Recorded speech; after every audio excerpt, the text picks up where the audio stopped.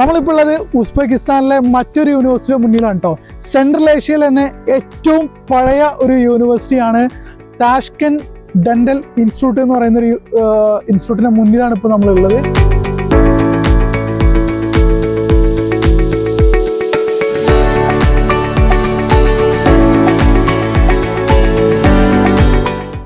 ഇതാണ് കേട്ടോ ബിൽഡിംഗ്. കണ്ടാൽ തന്നെ അറിയാം നിങ്ങൾക്ക് പഴയ ഒരു അറ്റ്മോസ്ഫിയർ ആണ്. ചുറ്റും നോക്കിക്കഴിഞ്ഞാൽ മനസ്സിലാവും, ഒരുപാട് സ്ഥലങ്ങളുണ്ട്, ഒരു പരന്ന് കിടക്കുന്നുണ്ട്. പക്ഷെ ഒരു പഴയ ബിൽഡിംഗ് ആണ്. വേറൊരു ഗുണം എന്ന് പറഞ്ഞു കഴിഞ്ഞാൽ ബിൽഡിങ്ങിനകത്ത് തന്നെ ഹോസ്പിറ്റലൊക്കെ ഉള്ള ഒരു ഇൻസ്റ്റിറ്റ്യൂട്ടാണ്. ഇവിടെയുള്ള, അതായത് ഉസ്ബെക്കിസ്ഥാനുള്ള മിനിസ്ട്രി ലെവലിലൊക്കെ ഉള്ള ആളുകളൊക്കെ പഠിച്ചിറങ്ങിയത് ഇവിടെയാണ്. ഈ ഇൻസ്റ്റിറ്റ്യൂട്ടിൻ്റെ ഒരു പ്രത്യേകത എന്ന് പറഞ്ഞു കഴിഞ്ഞാൽ പ്രാക്ടിക്കൽ ഓറിയൻറ്റഡ് ആയിട്ട് ഒരുപാട് എക്സ്പോഷർ സ്റ്റുഡൻസിന് കിട്ടുന്നുണ്ട് എന്നുള്ളതാണ് ഈ ഇൻസ്റ്റിറ്റ്യൂട്ടിൻ്റെ ഏറ്റവും വലിയ അഡ്വാൻറ്റേജ് എന്ന് പറയുന്നത്. അതായത് നമ്മളിപ്പോൾ നമ്മൾ മുന്നേ താഷ്കെന്റ് മെഡിക്കൽ അക്കാഡമി നമ്മൾ കണ്ടിരുന്നു. അതിൽ നിന്ന് ഇത് വ്യത്യസ്തമായി നിൽക്കുന്നത് പറയുന്നത് ഇത് പക്ക സിറ്റിയിലാണ് ഇൻസ്റ്റിറ്റ്യൂട്ട് വരുന്നത്. അതായത് താഷ്കെന്റിൻ്റെ ഇന്നറായിട്ട് തന്നെയാണ് ഈ ഇൻസ്റ്റിറ്റ്യൂട്ട് വരുന്നത്. പഴയ ബിൽഡിംഗ് ആയ കാരണം നമുക്ക് ഇവർക്ക് ഈ ഇൻസ്റ്റിറ്റ്യൂട്ട് ഇതേപോലെ സിറ്റിയിൽ കിട്ടിയതാണ്.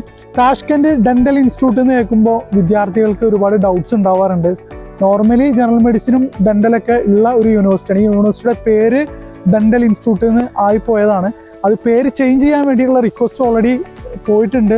അപ്പോൾ may be Tashkent medical and dental institute എന്ന് നെക്സ്റ്റ് ഇയർ മുതൽ ചിലപ്പോൾ ആവാൻ ചാൻസ് ഉണ്ട്. ഓൾറെഡി അതിനുള്ള റിക്വസ്റ്റ് കാര്യങ്ങളെല്ലാം കൊടുത്തിട്ടുണ്ട്. സ്റ്റുഡൻസിൻ്റെ ഇടയിൽ അങ്ങനെ ഒരു കൺഫ്യൂഷൻ ഉണ്ട്. ഇപ്പോൾ നമ്മൾ തന്നെ പല വിദ്യാർത്ഥികളോട് സംസാരിക്കുമ്പോൾ ഡെന്റൽ ഇൻസ്റ്റിറ്റ്യൂട്ട് എന്ന് കേൾക്കുമ്പോൾ കൺഫ്യൂഷൻ ഉണ്ടാവാറുണ്ട്. അങ്ങനെയല്ല, ഒരുപാട് വർഷമായിട്ട് ജനറൽ മെഡിസിൻ ഉള്ള ഒരു ഇൻസ്റ്റിറ്റ്യൂട്ടാണ് താഷ്കെന്റ് ഡെന്റൽ ഇൻസ്റ്റിറ്റ്യൂട്ട് എന്ന് പറയുന്നത്.